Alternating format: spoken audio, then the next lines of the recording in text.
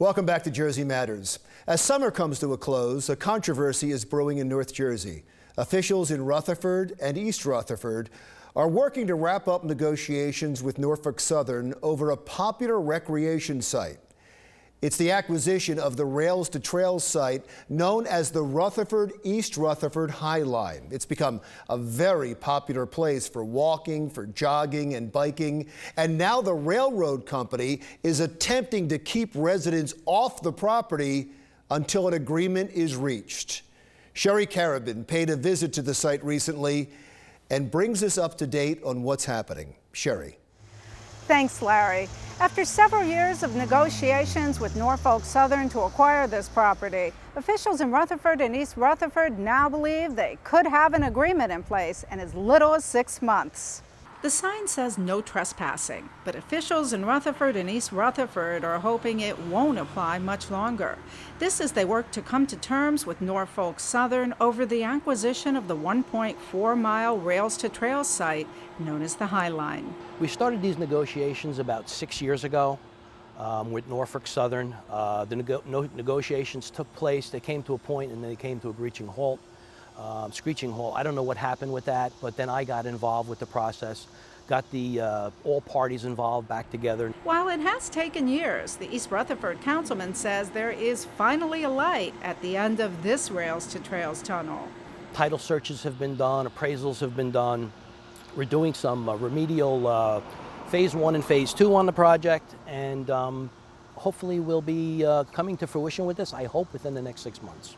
The property straddles both Rutherford and East Rutherford at the intersection of Jackson and Erie Avenues. It runs from the Passaic River to Montrose Avenue. Despite the no trespassing sign, the path continues to be a popular place for walkers, joggers, and bikers. I use it sometimes just for exercise, sometimes as a shortcut to work. I don't use it as often now because it's a little overgrown. Do you use it?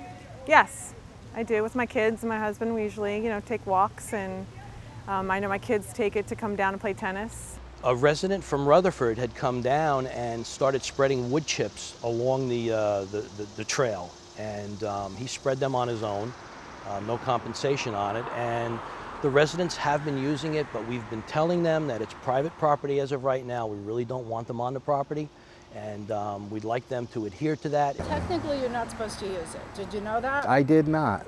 The railroad dates back to the 1830s when it was the Patterson and Hudson River Railroad, connecting Jersey City and Patterson.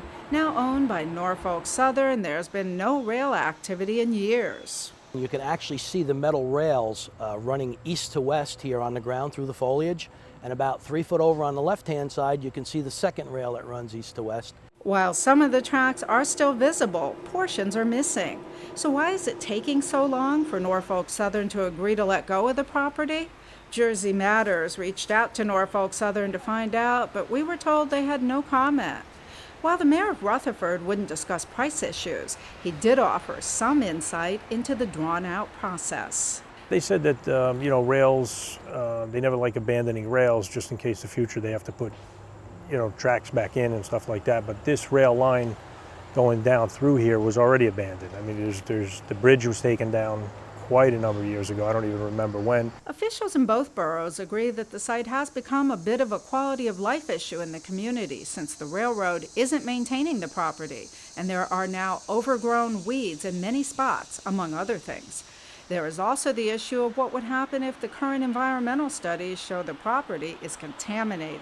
If it's determined that there's contamination, would you still want the property?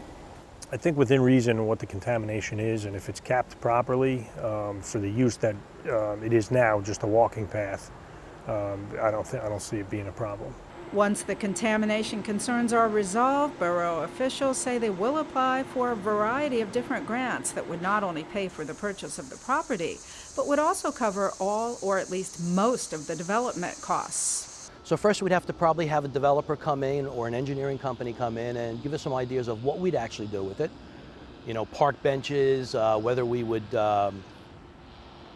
put just mulch down, what we would actually do with the property, and then once we get those numbers in, then we would probably go out for pricing and see what kind of grants were available. Officials say if an agreement is signed in the next 6 months, residents can look forward to a much cleaner trail as early as the spring of 2016.